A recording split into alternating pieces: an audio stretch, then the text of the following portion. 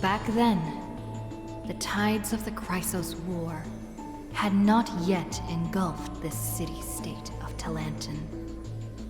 And the young princess inside the gates once loved to roam without worries. She snuck into forbidden grounds while the servants were away, but was shocked by what she saw on that day. A chessboard, a stack of pieces, and a strange woman. The board dissected by daylight and shadow, the pieces polished from rough stones uneven. Fancy a game? If you are my match, then I'll call you my friend. The stranger's voice was husky and coarse. If you can beat me, then I'll call you my teacher. The princess proudly retorted. Despite the bravado, the princess had never touched chess. The defeat made her study in earnest, acknowledging the other as a teacher. First, she learned the knights, bishops, rooks, and queen. Then, how to defend, attack, capture, and checkmate. I have learned all there is to learn. Barely out of childhood, the princess raced into games of chess. Those who looked down on her faced many losses. Those who glorified themselves forfeited in a mess. At her prime, none could rival her at all. But she still recalled what the stranger said. My origins bring dark omens, so never tell others where your teacher is from. Then the waves of the Chrysos War washed over the world. The Achaemens welcomed a ruler. She was deemed Imperator and loved to play chess with herself. She regarded all things as pieces, whether Chrysos heirs or Titans magnificent. Before every god-slaying campaign, she thought of the stranger from her childhood, as if that woman had always lived in her mind. Isn't it lonely to play chess against yourself? The princess did not understand at the time. But now, she who bore the crown finally realized. The flame chase's beginning was like fuel being tossed onto the fire. And in the unending road of marching banners and war cries, she finally had time to meditate. There were often jesters behind the king, curious about her past in her old city, lost to time. One claimed the Imperator was cruel, executing her own teacher. Another stated the Imperator was biased, learning from an enemy hostage. Many such rumors abounded, with no origin found. No matter. That was indeed the criminal sentence I read out. The Imperator stated evenly. My teacher was an enemy hostage whom my elders had imprisoned. Her state betrayed our alliance and must be executed according to law. But she taught me chess, so why can't I chisel the word teacher on her tombstone now? When the princess personally cleaned up the possessions of the dead, she caught sight of an incomplete game on the ground. The stranger's hoarse chuckle still echoed in her ear, laughing at the eternal fate of imprisonment, and at how the one facing her was the princess of the enemy. Is this your final game for me, my teacher? The princess imagined the endgame over and over. Even when she took the imperial crown, she still dreamt of the black and white board. The concealed truths suddenly dawned on her during a more difficult contest in the future. An unfinished game might be the opponent's lifelong barrier.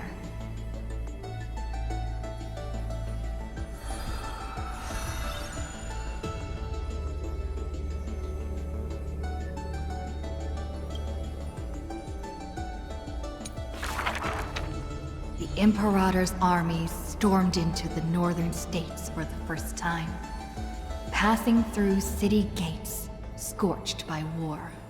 Another tyrant still! So exclaimed the angry child.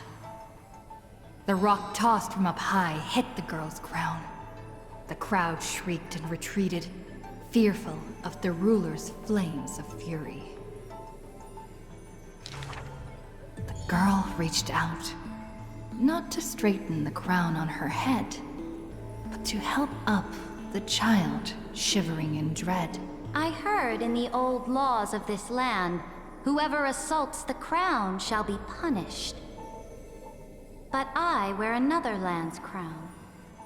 And your old laws should also be abolished. After many days, the Gold Weaver discovered in shock that wearing a crown or a hat to the side was now this land's fashion, likely to remain with the Imperator's name in tradition. The so-called heroes with golden blood in their veins all have the qualities to fight for the core flames. Who's to say this was not the gods' plan? To have the heroes at each other's throats, so the divine could hide in Old Law's lair and laugh, play, and gloat. Who made this world a chessboard, and with one stroke, one river, created the boundary between God and man? Dux Gladiorum, Dux Carminum, Dux Helcalithist, Dux Fragoris, Dux Brumalis. Heed my call! The girl stood before a mighty army with her scepter.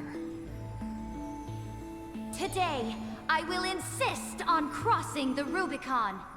Gather the might of all heroes and begin the journey to slay gods! Half of the core flames were now in her hands, and the hidden trickery Titan stirred, leaving taunts.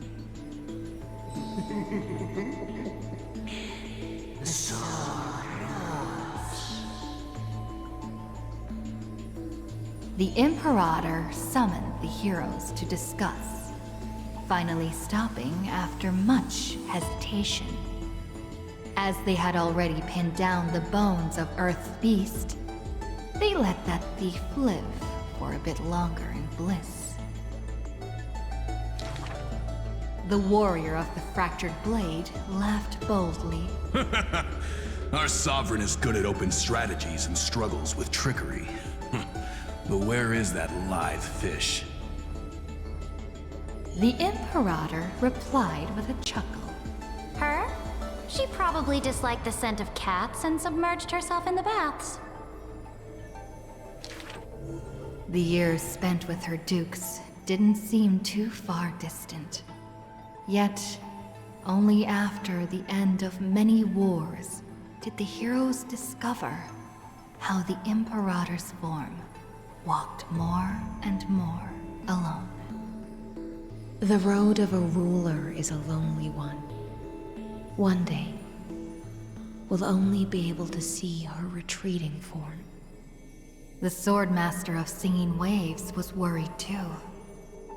When all others had departed in intoxication, the two of them gazed into each other's eyes. towards torrents deeper than their fates, and sank into profound silence. Drink one more cup with me, my dear follower. In the end, the Imperator first broke the silence. When compared to the taste of salt and blood, I sometimes miss your ambrosia. About the destruction about to be born, and the eternally occurring extrapolation. The Antikytheran spoke of all this in words unceasing. So this is the old world I must fight against. The girl's expression bore no sorrow or tragedy. Instead, she looked more solemn and ready than ever. Whoever stated that two kings could not meet face to face in chess? I am the sovereign of Akama. I once faced the gods. So what do I have to fear about the laws hanging behind such gods? I will chop up the old laws and let them be firewood for the new. No matter the cost. That was the Imperator's lifelong conviction. Never changed, always persistent.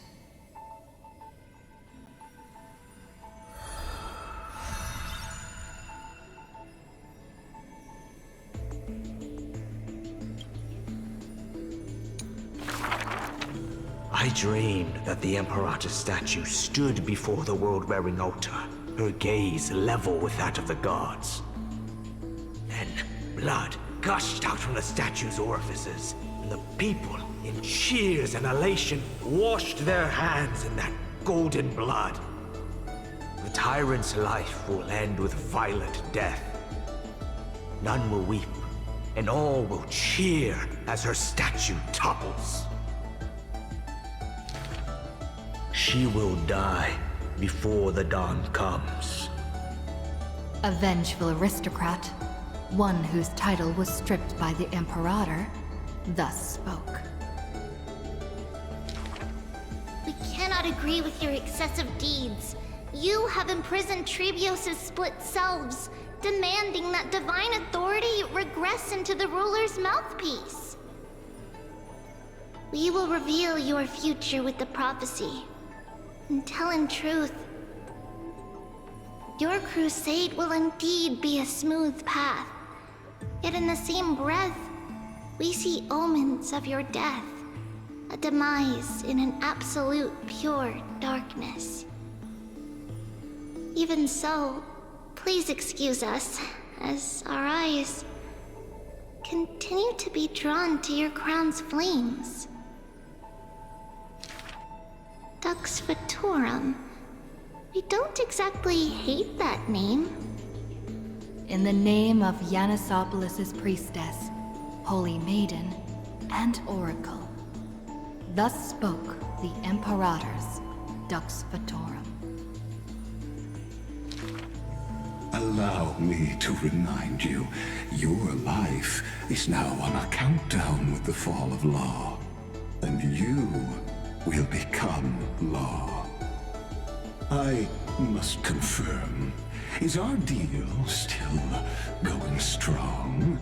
Is the future I promised you more satisfying than the future in the prophecy? Ah, you are as resolute as always. Good.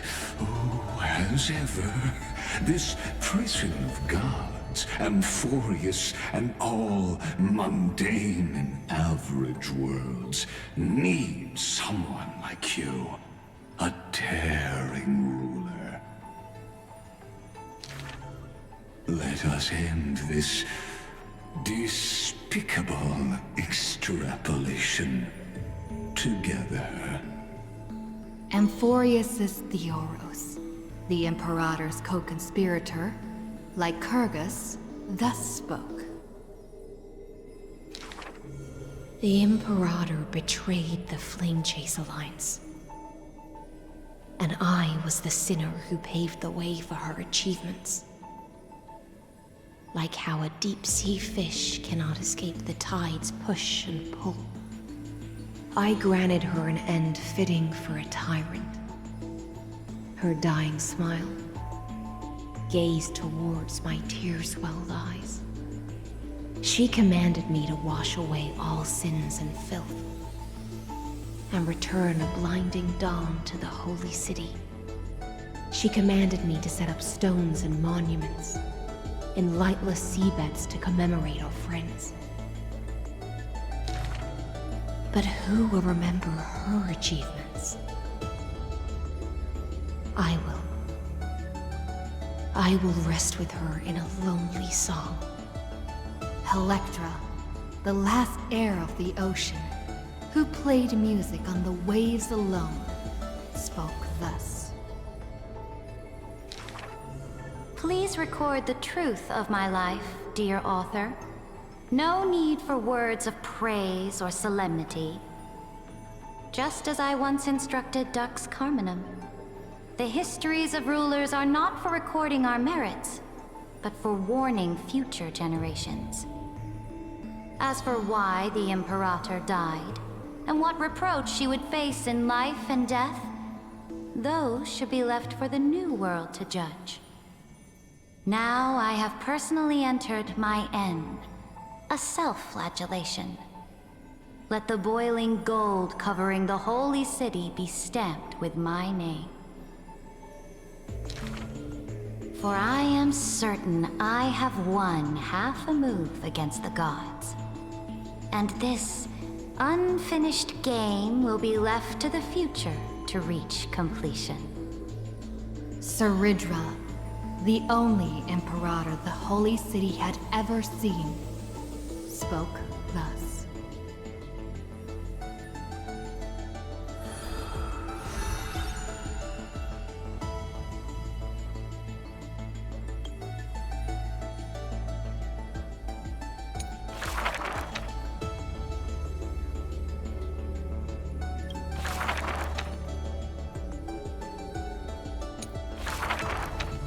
My friend, have you heard of the Rosy Celestial Maiden? Whether in a corner of the archives, or in the depths of a cave, you can always find legends about her.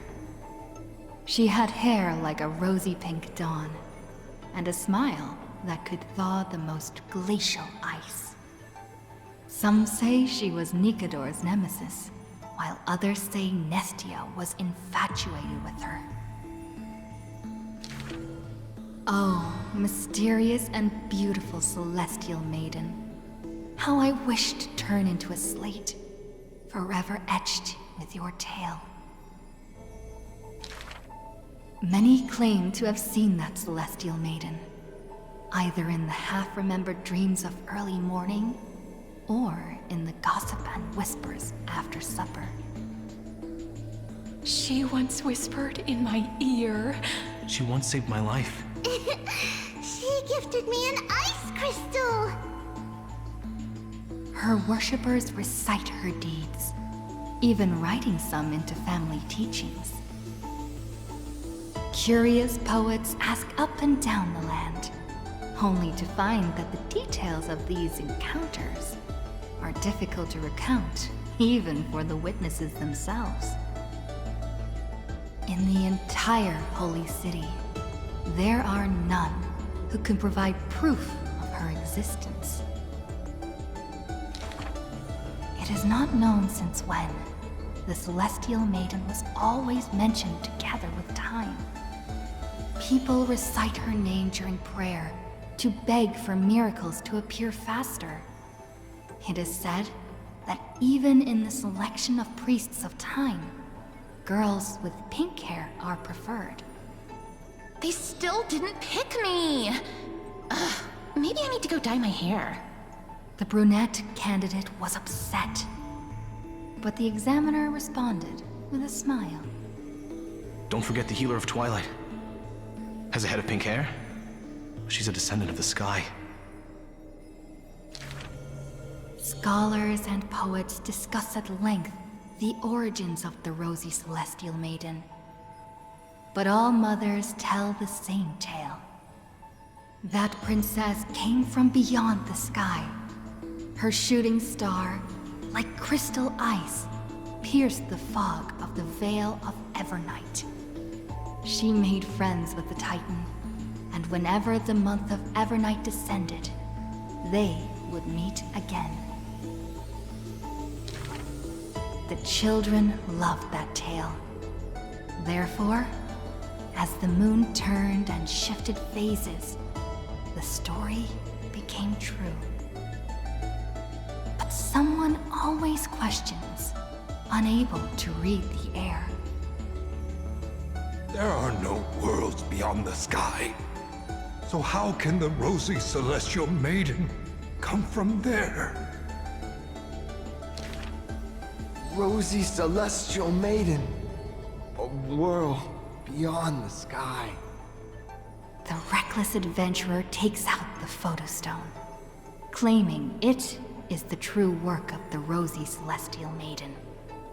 The citizens laugh at this tale, with few accepting it as true.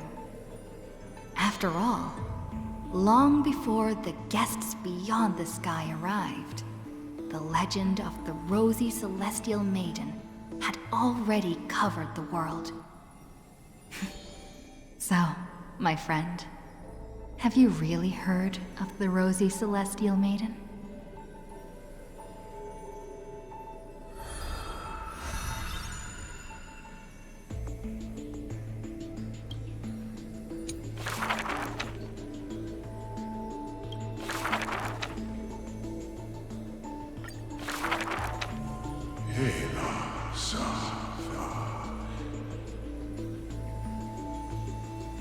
In the years spent wandering the earth, the giant dragon always remembered the Titan's words for their worth.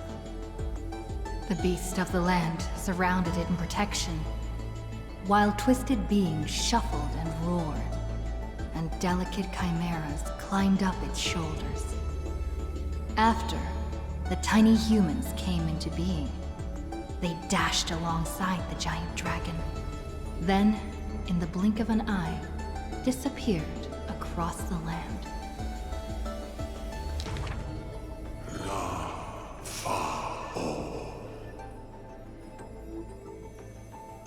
Yet, the deep irises of the giant dragon saddened in gloom. The ancient creature saw, earlier than the Titan did, hidden in the deep ocean, the incoming doom. The giant dragon recalled, at the moment that strife was born, the chalice of plenty sighed, and the heretical tide spread from the seabed. Bearing their bone-gnawing pain and agony, Georios tightened every fiber in their body, no longer hearing the call of their creations clearly.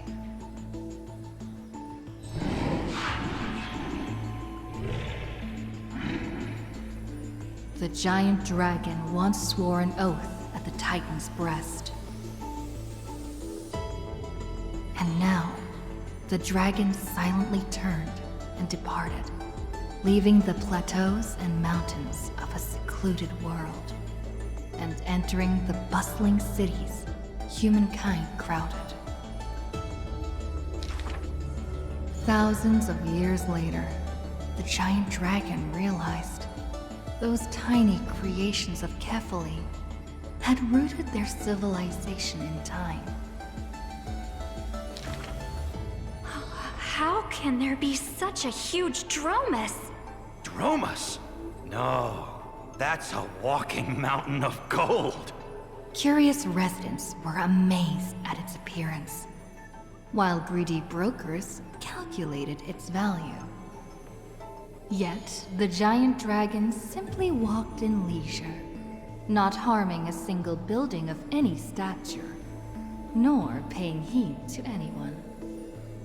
It quietly listened to the people's language, and its form dissolved in the flames of war.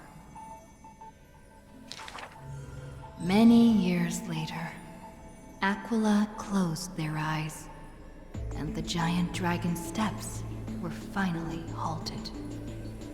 A sword master who broke the waves stopped its way, and a ruler, commander of the chessboard, looked up with inquiry. Are you the Dromus that has been attacking all states?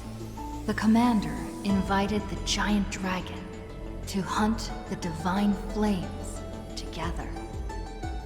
The giant dragon nodded, but it did not look at the commander, and never mentioned where it came from. Its timeless sight had already seen past the Flame Chase's final plight. Georios shall be executed here! The Titan, in a painful daze, closed their eyes with a sigh.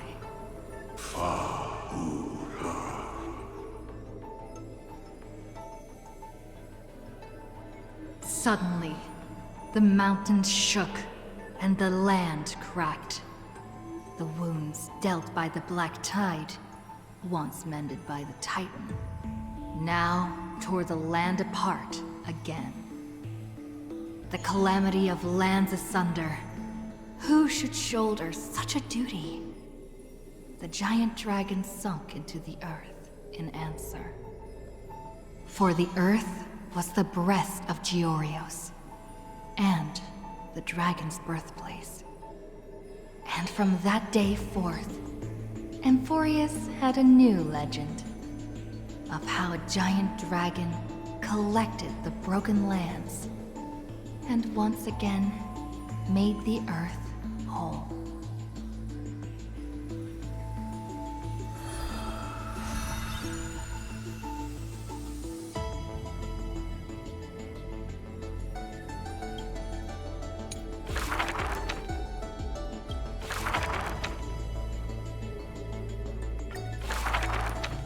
When entering the Flame Chase's currents for the first time, all the Swordmaster saw were colorful fish.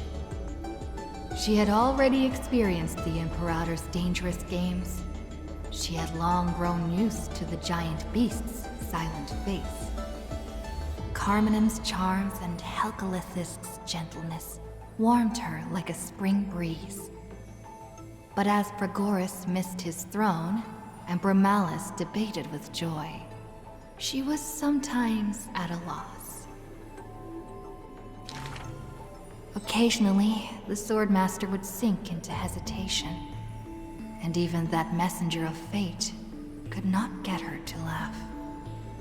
Till one day, a golden trout's bubbles floated into her gloomy waters.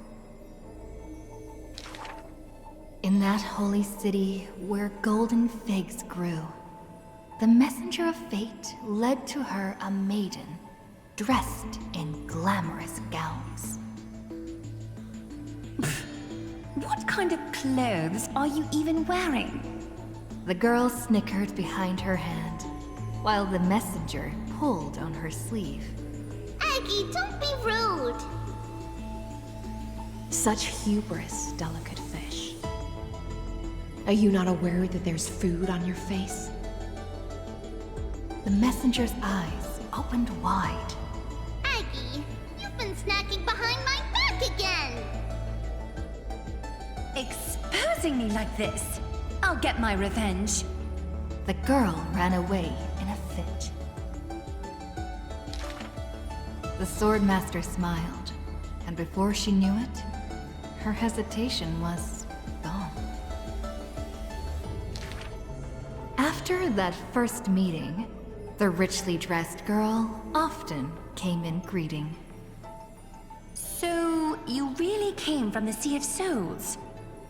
Do all the children of the ocean dress funny like this? The Swordmaster did not chase the girl away, but also did not respond. So the girl used her hands to meticulously measure the Swordmaster's torso all around. You can't be seen like this. I'll send you a new dress. Some days later, the Swordmaster appeared in finery at a ball. All were awed by her splendor, with only the Imperator thinking in wonder. How rare to see you like this. Oh, so lonely, Gladius. The Swordmaster's wardrobe grew full, and people praised Akima's Goldweaver for her cheerfulness and splendid skill. But only the Swordmaster noticed that the smile on the girl's face gradually faded as the flame chase progressed.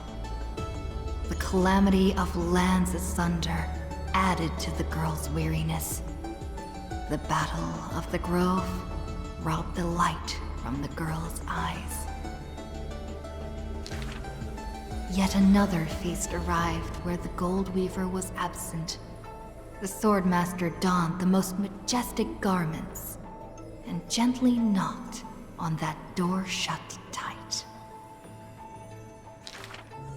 The singing voice of Dux Gladiorum hailed the prelude of the feast. Guests clamored and cups clinked, and only the Goldweaver had no thought of enjoying the ambrosia.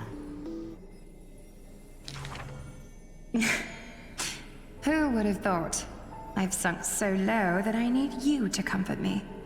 She gave a bitter chuckle next to the bonfire. You were as gloomy as the bedrock of the ocean when we first met. The Swordmaster held a tall chalice containing liquid pure, reflecting their two faces. I remember you were once curious about the stories under the sea. Then allow me to use my songs to reveal the past known to none.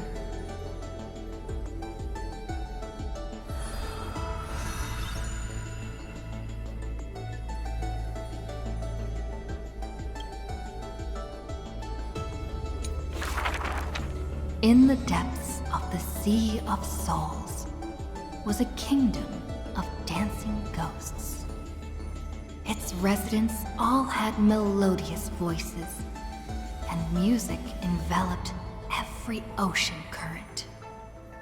For the queen loved her people deeply, thus drowning out all sorrows and leaving only feasts and twirls. Only one rocky castle was silent, one belonging to the princess of the ocean, a princess named Electra. Were a monster of the depths to invade, the princess would raise her sword to engage. The people always rang her triumphs before she returned, for her swordsmanship was superb, never suffering defeat. Princess!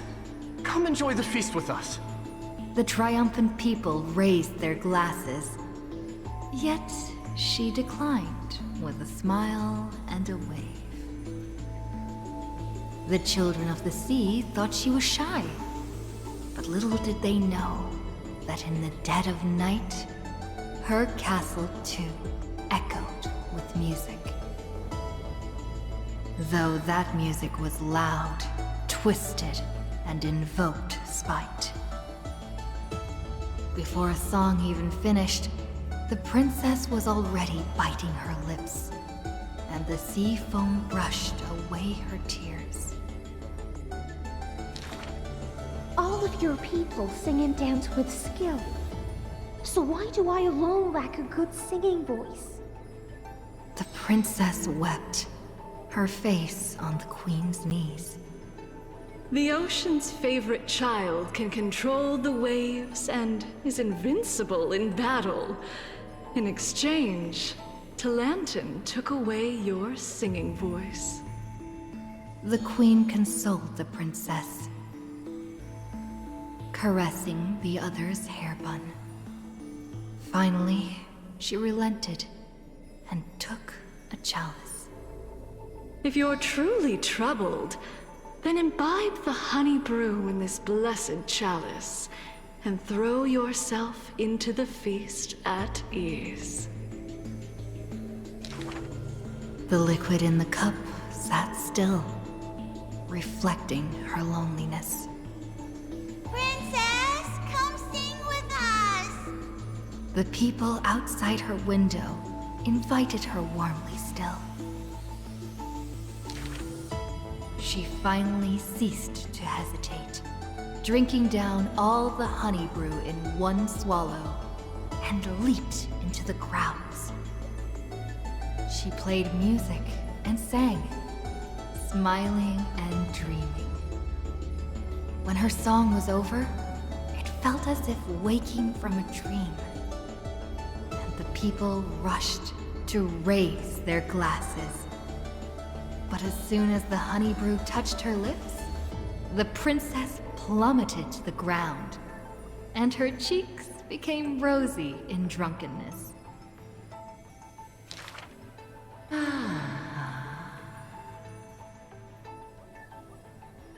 The whispers of the ocean filled her ears as the princess fell drunk again and again at the prelude of a feast.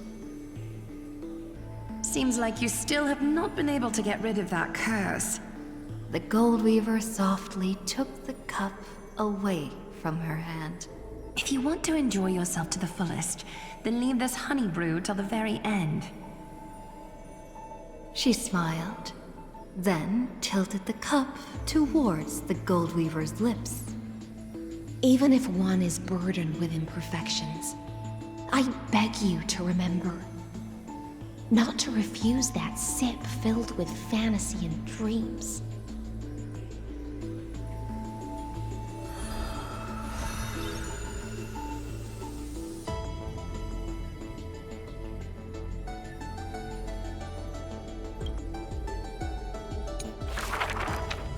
She returned home after many years.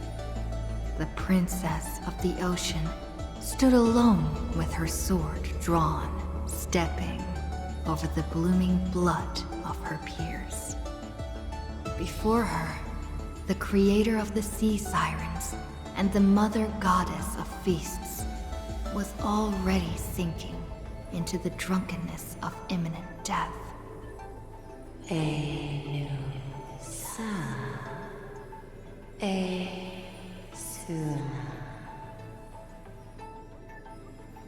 When the blood pact of the law won over the ocean's core flame, the sea siren once again lost her melodious voice. I'm willing to accept the final Imperial command. But it is a pity that our feast was ultimately a mirage. The deep sea became a silent place of dwelling. Hugging her knees, Electra locked herself in. Savage and fearsome monsters swam past her, but none dared to interrupt her tragic dream.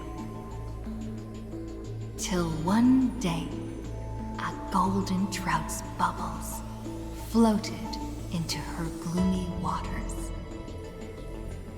Long time no see, Gladius. Excellent. Now you have truly become the ocean's bedrock. Old friends met again, and new friends came in greeting. Many messengers came in company. The playful kitten hid behind the golden trout. The butterfly of the deadly shadow fluttered in courtesy. If you don't mind, the resplendent pearl sparkled. We hope you can regain your strength and sing for the world once again. Electra raised her violin sword in doubt, as the strings had long ago rusted and snapped. But a few golden strands cleansed all the filth around her, then stretched out to become new strings. The golden strings showed Electra that the world she loved was not yet silent, and the journey of deliverance continued still. Yet the path to the Sea of Stars would not be a carefree feast. The golden trout never met with her again, and the waves brought endless news of sorrow. Amidst the long wait, she remained bound by decree. All the flames had died out, extinguished until this world fell into eternal silence. And the wordless enemies in the deep sea were the audience of this rite, the Theoros. You already know that the world is just an illusion. The sea siren gazed out beyond the heavens, and once more raised her glass to fill it with honey brew. Since the mirage of pleasures can only disappear like foam, when you return, will you save some ocean spray for me? This was a city of festivities, where never-ceasing songs eternally filled the air. Chrysos heirs, demigods, and immortals all came to feast from the four corners of the world. It was beautiful and radiant, performing the sea siren's drama amidst the revelry. The siren once longed for the banquet to never end, yet she witnessed the music fade and the guests disperse. As a fish, she was destined to drift with the waves, whether amidst the surging tides of evil or immersed in the currents of the starry sea. Until a millennium later, when the fish from beyond the sky finally took their seat. I enjoy banquets. How about you, little gray fry?